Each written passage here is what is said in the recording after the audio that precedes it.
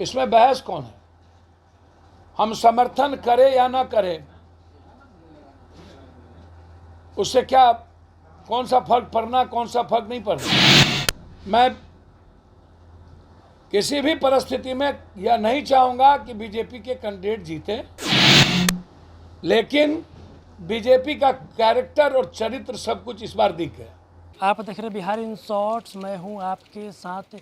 रोहित जाप सुप्रीमो पप्पू यादव ने एक बार बीजेपी पर फिर से हमला बोला और साफ साफ कह दिया कि इस तरीके से बिहार में जो उपचुनाव होने वाले हैं, दोनों उपचुनावों को बीजेपी 47 और 56 के बल पर जीतना चाहती है। वहीं आपको बता दें कि प्रशांत किशोर पर भी बड़ा सवाल पप्पू यादव ने खड़ा किया और साफ साफ कह दिया कि प्रशांत किशोर बीजेपी का बी टीम है। और वहीं उन्होंने कहा कि प्रशांत किशोर पूरी तरीके से साफ हो चुका है कि वो बीजेपी के लिए काम कर रहे हैं। और भी क्या कुछ कर रहे हैं जाप सुप्रीमो पप्पू यादव, आप देखिए इस वीडियो में। चुनाव हो रहा है, पप्पू यादव क्या चुनाव लड़ेंगे? नहीं, सवाल ही नहीं उठता, सवाल ही नहीं उठता। जी, समर्थन कितनी का करेंगे? इसमें कौन बहस है? इसमें बहस कौन है? हम समर्थन करें या ना करें, उससे क्या, कौन सा फर्क पड़ना, कौन सा फर्क नहीं पड़ना। भैया मैं बहुत क्लियर हूं कि ना हमसे कोई समर्थन मांग रहा है, ना हमको। मैंने पहले कह दिया कि कंट्री को बचाने के लिए जहां बीजेपी के कैंडिडेट है उसको हराना चाहिए। बहुत क्लियर है, उसमें समर्थन की या ना समर्थन की क्या जरूरत है। मेरी आइडियोलॉजी और आइडेंटिटी बिल्कुल क्लियर है।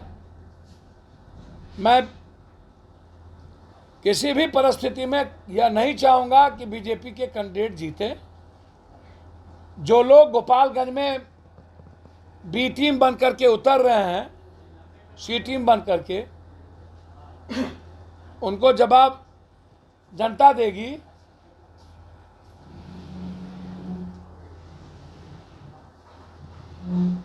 लेकिन बीजेपी का कैरेक्टर और चरित्र सब कुछ इस बार दिख गया कि बीजेपी इस बिहार में अपनी नैया बालू, जमीन, 47, 56 और हिंदू मुसलमान के आधार पर अपनी नैया खिपाना चाहती है। इसके अलावा उनके पास कोई मुद्दा नहीं है। और उनके सपोर्ट में डाटा से लेकर आम कलेक्शन के लिए प्रशांत किशोर जी की, उनकी बी टीम बन के तैयारी है। जैसे देश भर में बीजेपी ने जहां भी यूनियन टेरिटरी टाइप की स्टेट है, वहां पर अरविंद केजरीवाल को कांग्रेस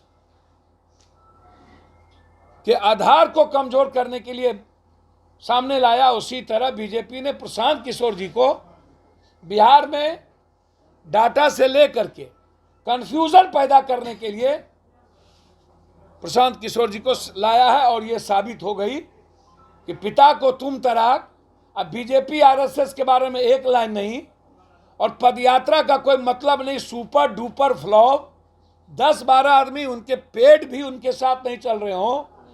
ज्ञान लेना चाहिए था राहुल गांधी जी से और कांग्रेस से, ले लेते तो समझ में आ जाता। और अमित शाह जी की जो बिहार बांटने की तैयारी, सत्ता को लेके, कोसी सीमांचल और बंगाल को लेके अलग है। जब तक पप्पू यादव जैसे लोग जिंदा हैं, इस जन्म में वो आधार नहीं बनने देंगे। कोसी सीमांचल का अस्तित्व बिहार राज्य से रहेगा। उसके लिए जितनी केंद्र सरकार को खून बहाने की जरूरत हो बहा लेना, मरने को तैयार है। यह सवाल खड़ा नहीं होगा, क्योंकि लगातार यह शंका कोसी सीमांचल में बन गई है। तभी आपने देखा जाप सुप्रीमो पप्पू यादव ने साफ साफ कह दिया और बीजेपी पर हमला बोला। और हमला बोलते हुए कहा कि जो सीटों पर जो उपचुनाव होने वाले हैं, दोनों उपचुनाव को बीजेपी 47 और 56 के बल पर जीतना चाहती है। वहीं प्रशांत किशोर को लेकर भी कहा कि प्रशांत किशोर बीजेपी के बी टीम के रूप में यहाँ पर काम कर रहे हैं, सब कुछ क्लियर हो चुका है। वहीं उन्होंने ये भी कहा कि जिस तरीके से वो पदयात्रा कर रहे हैं और पदयात्रा के दौरान वो नीतीश कुमार और तेजस्वी यादव पर सवाल उठा रहे हैं और कहीं वो बीजेपी पर सवाल नहीं उठा रहे हैं, तो इससे साफ दिख रहा है कि वो टीम बीजेपी का टीम बी टीम बनकर काम कर रहे हैं। और भी क्या कुछ कह रहे थे जाप सुप्रीमो पप्पू यादव, आपने इस वीडियो में देखा। बस इसी तरह की तमाम खबरों के साथ आप मेरे साथ जुड़े रहें। तब तक के लिए धन्यवाद।